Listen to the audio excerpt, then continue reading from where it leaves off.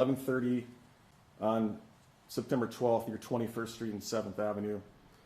There was a few residents in this neighborhood had called to report that a man had been yelling offensive and derogatory statements out loud that were directed to the residents at two different people at this location.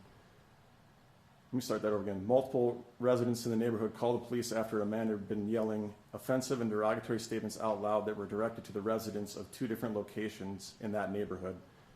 While outside the second victim's residence, the man continued to yell derogatory words towards the victims and began to break off tree branches of a tree that belonged to them. The arriving officer on scene noted that she could hear the man yelling these derogatory statements and words from approximately 1 block away. Officers were able to find the man outside the residence and take him into custody for disturbing the peace and intentional damage to property, Class 2 misdemeanor. His last name is Caldwell, Caldwell. First name of Rusty, Rusty, the middle of Allen, Alan, 43 years old, Sioux Falls.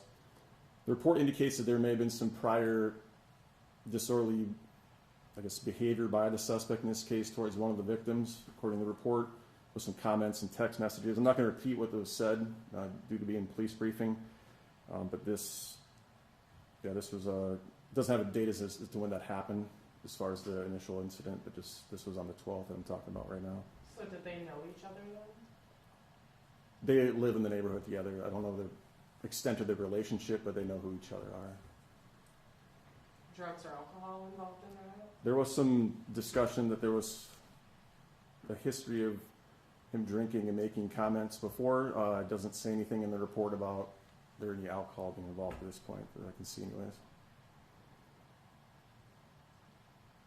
And then I have a question about the 37th and Duluth incident. If we just wrap, are you done with this too, or anything else on that one? I'm good. I just had one question here. Yeah. So, obviously, with people in that situation, what should they? This might be better for after. So, if you need to cut me off here, go. No, go ahead. So, people in that situation, what should they necessarily do if someone is outside their house yelling derogatory remarks like that? Well, this is an incident where this was happening at 11:30 at night in a quiet neighborhood. The victims in this case did the right thing. They called the police to handle the matter.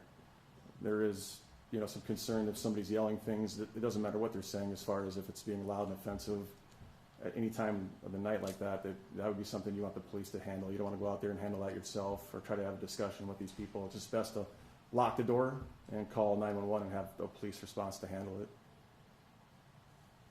Also, if you can't answer this, that's totally fine, but the victim also put out a Facebook post saying something to the effect of the offender was arrested, and he was then later told that officers couldn't do much for him in regards to this crime here. I believe he self-described it as a hate crime, not that that's not what the law says, obviously, here, but in regards to that, how would you kind of describe that? So this has come up in the past with these type of incidents. South Dakota state law at the time right now lists race, ethnicity, religion, and history, ancestry, or national origin as the groups of people protected by the malicious intimidation or harassment law. This incident did not fit the qualifications for that at this time. The 37th